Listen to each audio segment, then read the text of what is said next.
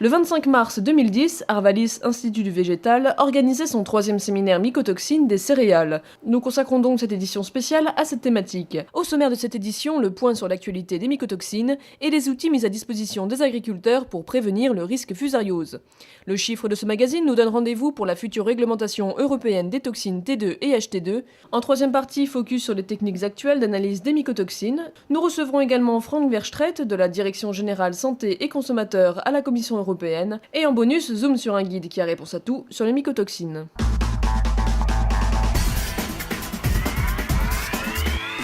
Les producteurs de céréales connaissent bien la fusariose, cette maladie causée par des champignons. L'inconvénient, quand le fusarium par exemple s'attaque à un épi, il est susceptible de produire des mycotoxines. Or leurs effets sont très variables, elles peuvent être toxiques pour une espèce, animale ou humaine, et sans danger pour une autre. De ce fait, il a été difficile pour la Commission européenne d'établir une réglementation. La réglementation a été mise en place en 2006, elle consiste en l'instauration de limites maximales réglementaires.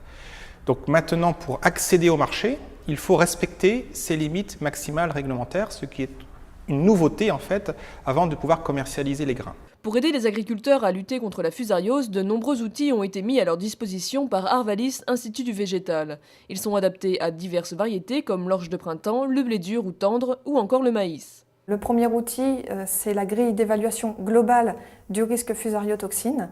Donc c'est une grille qui reprend les principaux facteurs agronomiques. Il s'agit principalement de la présence des insectes fourreurs, la date de récolte, la sensibilité variétale aux deux fusariums, mais également la gestion des résidus. La combinaison de chacun de ces facteurs amène à un niveau de risque qui peut être le risque A qui est le risque le plus faible, au risque E qui est donc le risque le plus élevé, le plus important d'avoir une qualité sanitaire médiocre. L'outil Mycolis permet ainsi de cibler les parcelles de blé tendre ou de blé dur à risque fusariose fort. Il propose une estimation des dates optimales de traitement des épis. Il offre aussi la possibilité de prévoir les niveaux de donne à la récolte pour chaque parcelle. En analysant les résultats de l'année, Mycolis permet de dresser un bilan et d'accompagner les producteurs dans la définition de voies d'action.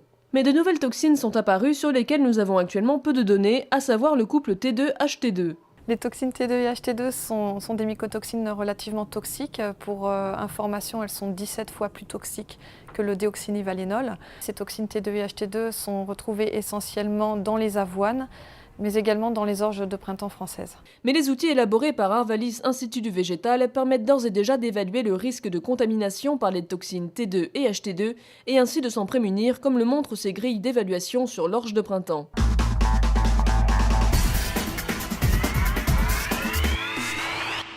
2011, c'est le chiffre de cette édition spéciale fusariotoxines. En effet, la Commission européenne devrait statuer début 2011 sur la réglementation des toxines T2 et HT2. Mais les experts sont actuellement dans l'attente de l'avis de l'EFSA, l'autorité européenne de sécurité des aliments.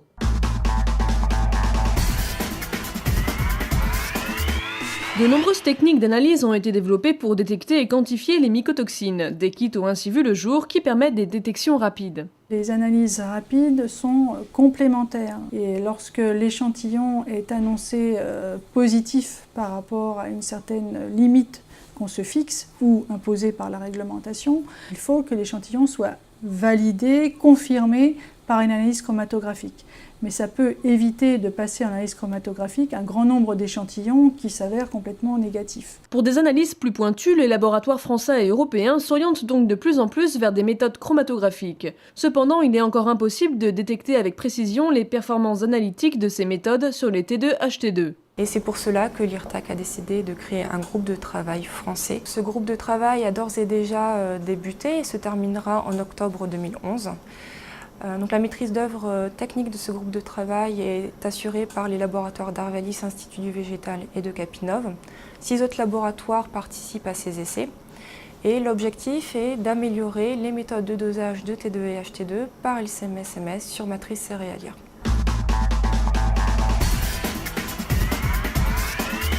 Nous avons le plaisir d'accueillir comme invité de cette édition spéciale Frank Verstraete de la Direction Générale Santé et Consommateurs à la Commission européenne. Il nous présente ici les questions sur lesquelles l'Europe va réfléchir dans les années à venir sur la thématique des mycotoxines.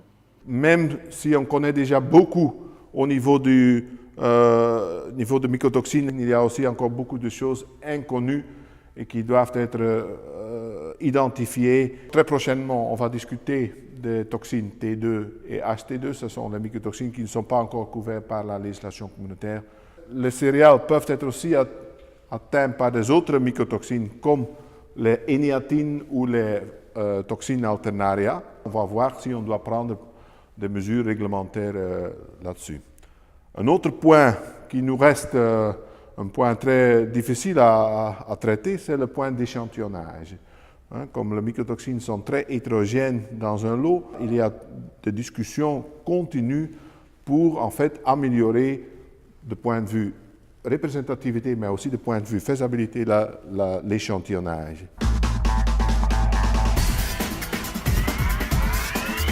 Intercéréales a publié le 26 novembre 2009 un guide interprofessionnel de gestion des mycotoxines dans la filière céréalière. L'ouvrage propose des solutions concrètes aux acteurs du milieu céréalier afin d'obtenir une gestion cohérente et harmonisée de la réglementation européenne.